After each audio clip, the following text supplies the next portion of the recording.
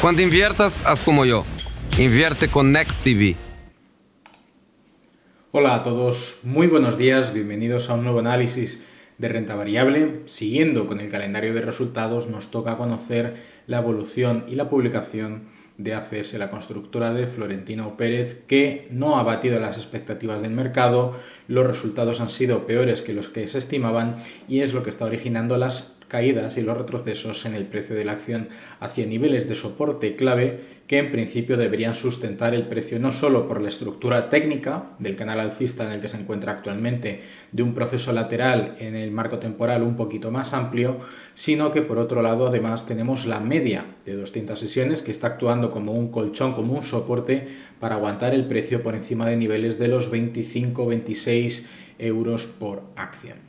Vamos a empezar comentando los resultados, que si bien en cuanto a ingresos y beneficio operativo han sido peores de lo esperado, también, aunque positivos, el beneficio neto y el beneficio por acción, mejorando el trimestre del año 2020, no han superado las expectativas, y esto es lo que está originando las correcciones. Es importante destacar, no ya que la corrección en los ingresos se ha deprimido un 10%, más de un 10%, sino que el beneficio operativo, después de asumir determinados costes, variables y demás, el retroceso en el EBITDA es superior al 4% hasta el 4,3%. El beneficio neto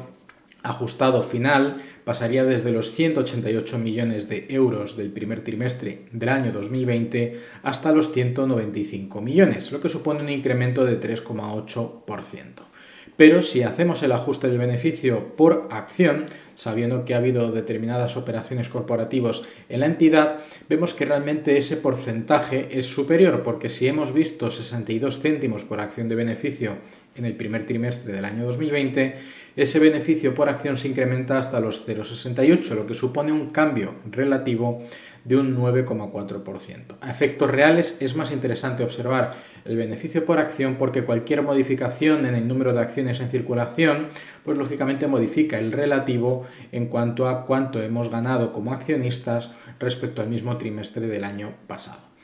Es importante destacar también que muy probablemente la tesorería de ACS haya retrocedido y también el incremento del endeudamiento hacen que el ratio deuda sobre caja se haya incrementado en un 55,5%. Esto es un parámetro que poco a poco deberá ir controlando para no sobreendeudarse y apalancar el balance, originando peores rendimientos futuros en cuanto a los resultados, porque si el coste de la deuda se incrementa y tenemos una reducción en la caja, pues deberán tirar de los beneficios para poder asumir, lógicamente, esos costes, lo que al final repercute en un menor beneficio final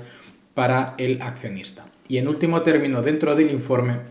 ACS ha comunicado que en la última junta realizada la semana pasada se aprobó que el dividendo para el mes de julio, es decir, deberemos tener las acciones en cartera de ACS para beneficiarnos de este dividendo publicado de 1,24 euros por acción, lo que supone a precios actuales de la acción una rentabilidad por dividendo del 4,6%. No está nada mal, aunque bueno, pues en este caso la evolución bursátil de la compañía es incluso más interesante que la propia rentabilidad por dividendo como tal.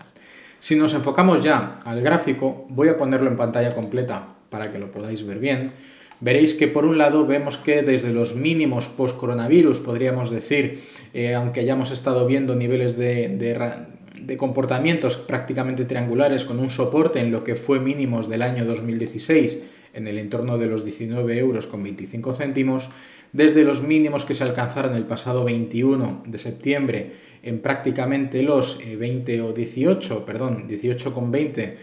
céntimos por acción, la cotizada de Florentino Pérez no ha hecho más que subir y además los mínimos crecientes han estado aguantando el precio bastante bien. Por un lado hemos visto un comportamiento prácticamente de canal alcista con un rango bastante amplio de cotización hasta que, bueno, pues finalmente el soporte alcanzado en el entorno de los 24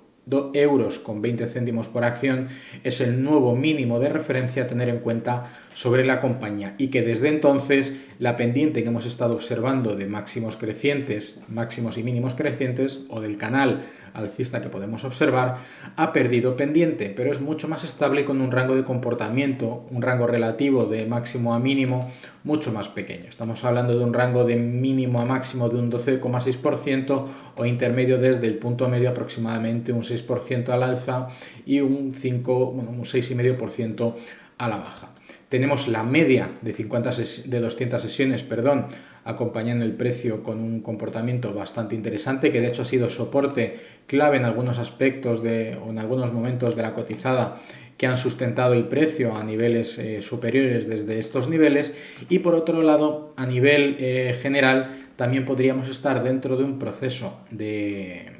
rango lateral donde la parte superior coincide con los máximos post-coronavirus alcanzados durante el mes de enero en los 29,3 a los 29,5 euros por acción. Estamos hablando de esta zona de aquí, donde el máximo relativo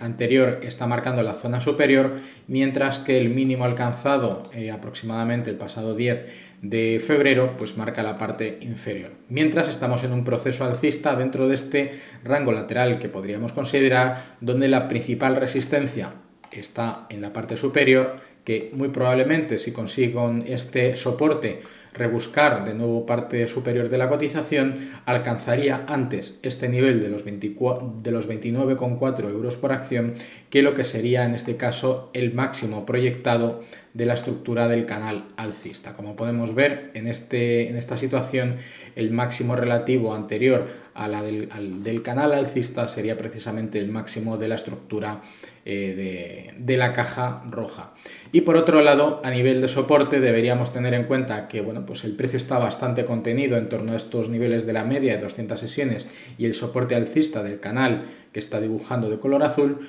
pero por otro lado deberíamos tener en cuenta que pues este proceso podría, dado que han sido los datos más débiles de lo esperado, quizá podríamos ver una continuidad en el proceso correctivo que buscase niveles de soporte, primero en los mínimos relativos de la estructura lateral que estamos comentando y en segundo lugar nivel coincidente con el 61,8 de todo el retroceso de Fibonacci observado en ACS